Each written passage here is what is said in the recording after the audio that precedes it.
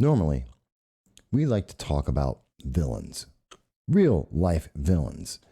You know the type, you've seen them, and depending on your political beliefs, your preferences, you may have your own version of who is a villain. What sticks out in your mind?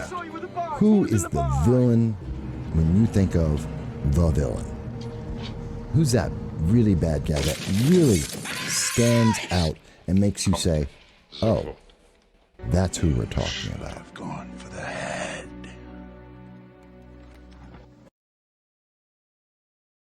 At the end of episode 3, we had Vader. The fully formed, the fully changed Anakin Skywalker had become Lord Vader, Lord Darth Vader, the right hand to the Emperor, Emperor Palpatine.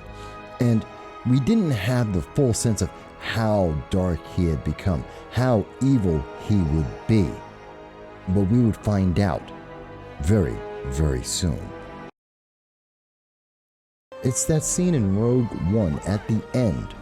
It was so important, it actually took a movie that was pretty middle of the road and turned it into a movie everyone had to see. We go from jubilation and victory and success. The plans are with the rebels. And then something's happening. Something changed. Something's in the darkness. And you know what? We know what it is. It's Vader. That's right. And look at the fear, the palpable fear, as he just starts walking forward effortlessly. He's cutting through these guys. The terror is right there in their faces. He's walking through them as if they didn't actually exist. He's having no trouble whatsoever. They have nothing that they can do. They can't stop this power. He is immeasurable.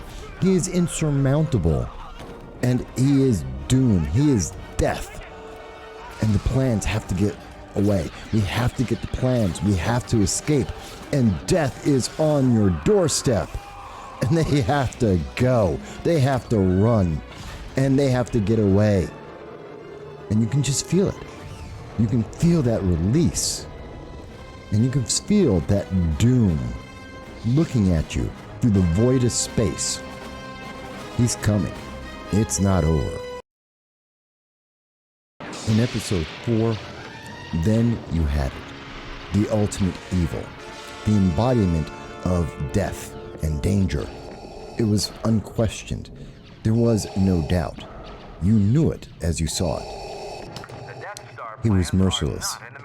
There was no pleading, no excuses, no ways to escape his all-encompassing evil, his strength, his power. And again, this is Vader. And you knew it. He was everything you imagined in a bad guy. All at once. And he was determined. That was episode 4.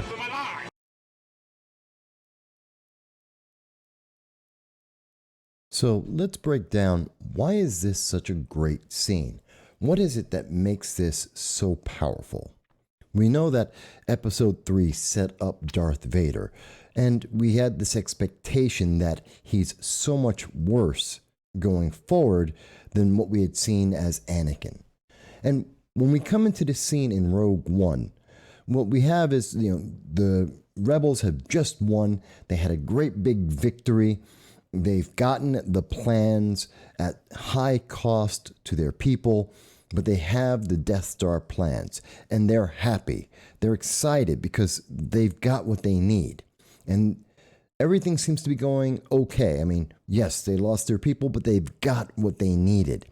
And they're able to get away.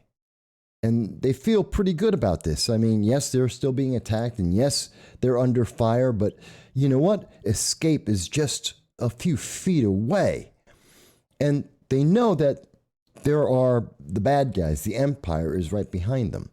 So you've got this emotion that's going through you right now, and you're feeling it with them. This is the rush of winning, of the victory that they're about to have.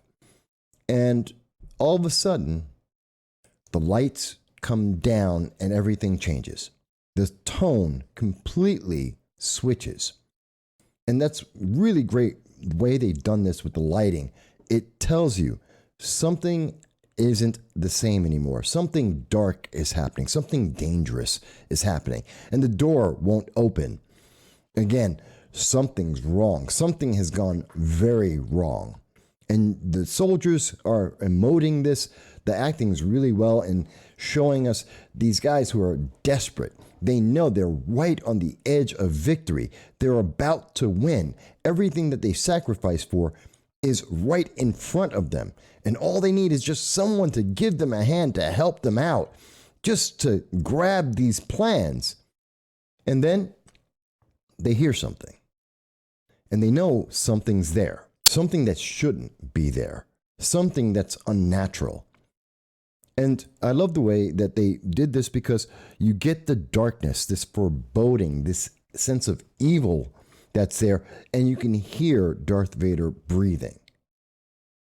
And you don't see him. So it's this image of all of your fears, all of your nightmares, in terms of the characters, the worst of the worst things they could possibly imagine are somewhere in that darkness. And that's when they all of a sudden see it.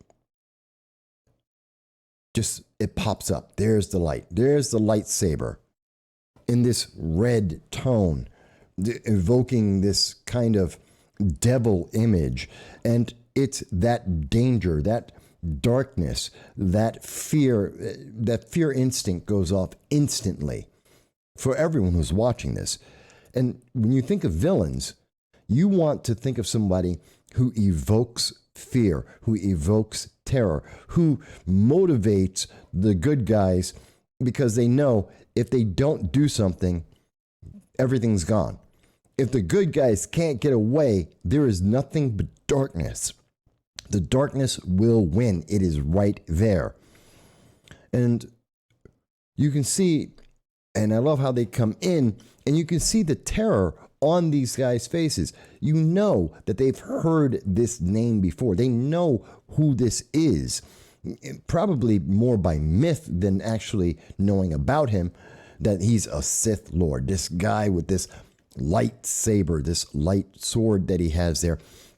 That's what they've heard probably stories about it, and here it is in front of them. And they've heard all these horrible, terrible, incredible stories about him that couldn't possibly be true. And yet, what if they are? So they start blasting away this else are you going to do? And then you see him, he's just casually, this guy's casually tossing off every single shot. And he's just walking forward as if they weren't there, as if they don't exist, killing them with their own shots. And all you have is this guy screaming for help because he's terrified, because literally the devil is coming to you. When you think about a villain, what villains? The greatest villains evoke fear. They evoke emotion. You want to be helped. You need help. This is too big of a hurdle for any one person to be able to cross. And that's what's great about this scene. You're getting all of that. And he's still coming. He's still coming. He's not stopping. Nothing is stopping him. He is the juggernaut. And the laws of physics don't matter. And they're just trying to do one thing, get the plans away. And they're realizing they're going to die. They're the good guys, and they're going to die. They can't beat this. All they can do is try and get the plans away. And Vader, defying all the laws of physics, he's there moving and still just walking straight through the angel of death that these guys have to deal with, and taking away their weapons, disarming them, all in a very fluid motion with music that's actually really well timed to be able to play this. It captures this feeling really well. It's still with the dark lights and the red lighting in the background and smoky. It just gives you this feeling of doom. This inescapable evil is coming upon you, and that there's nothing that you can do.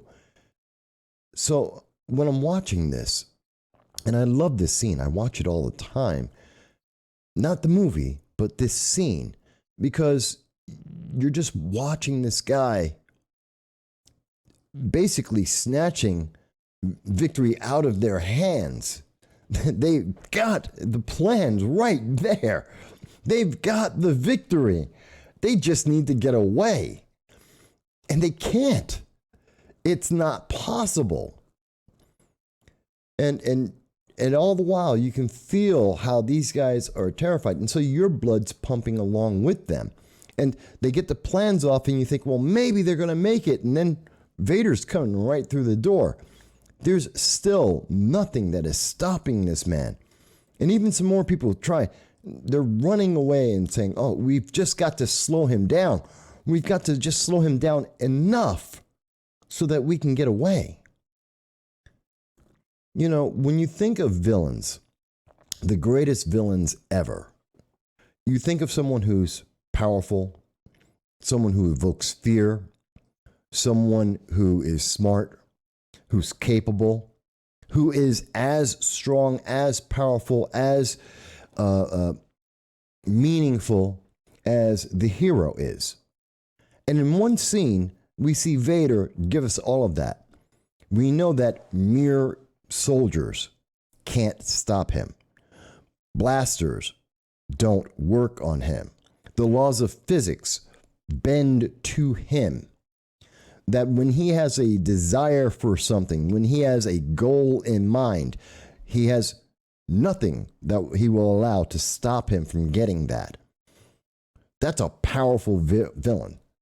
That is a villain that you want to look at when you see that and you say, oh my God, what does it take to beat this guy, to overcome this guy? How much power do you need? How many people do you need? And that's one of the great villains. That makes you feel for these characters, that you can feel their terror. They're feeling like they are prey in the jaws of a predator. And you know, there aren't a whole lot of films that are able to get that and then give us, at the same time, take us out. They escape. They actually get away. And you can feel the rush, the adrenaline, the thrill, the ability to just be free, to get away from that death, that angel of death that was coming for them. So you feel like these soldiers do, as the lights come back on, that you're returned back to sanity, to reality. You've come back to life itself. Lights are on. Life is around you. You've escaped that darkness, at least for a little while, as they get out of Dodge. And they're flying away as fast as they can, making their escape. And even as they make their escape, they still haven't made it away, because Vader's still there in the vacuum of space, unaffected. Again, the laws of physics don't apply to him. And the imagery, the framing of this is perfect. As you see Vader just standing there, the wind whipping past, theoretically into the open bay of space that doesn't affect him. Still with his lightsaber in hand. This man was not going to be stopped. And you get that feeling that he's not stopping here. They haven't escaped him. He's still going to chase them. They just got a little bit further away. They're going to make him work for it. But he's not going to stop. So that's why I love this scene. Why it's such a villainous scene. Because the villain is determined and capable, and you believe that he can do whatever it takes to get his goal accomplished. You believe him, and you can fear him, and you can understand why the characters fear him. There aren't a whole lot of characters that can make you feel like that let you understand where the characters feel, not just as a movie, but as if you were in that movie, if you were in their place. You feel like they do, that Vader is looking directly at you, and that he's willing to go through you too. And it solidifies everything that we saw at the end of episode 3. This is what Vader became. He was evolving, and this is what he evolved into. He became more ruthless and more violent and more uncontrollable, as well as being unstoppable. And that leads us into episode 4 really well with that entrance. So we can understand, like these soldiers, they know what Vader is. Maybe they don't know who Vader is, but they definitely know about him. They've heard the stories. They just saw all of their friends die. They understand the power of this man. So when they see him in episode 4, it's already understood why the stormtroopers are terrified of him, why the rebels are terrified of him, why he's such an imposing figure instantly. And that's why Darth Vader, over 40 years later, is still one of the most incredible villains ever created in film. And this is, in Rogue One, this is one great villainous scene. But I'd like to hear what you think about it. What do you think is one villainous scene, one great scene with a great villain?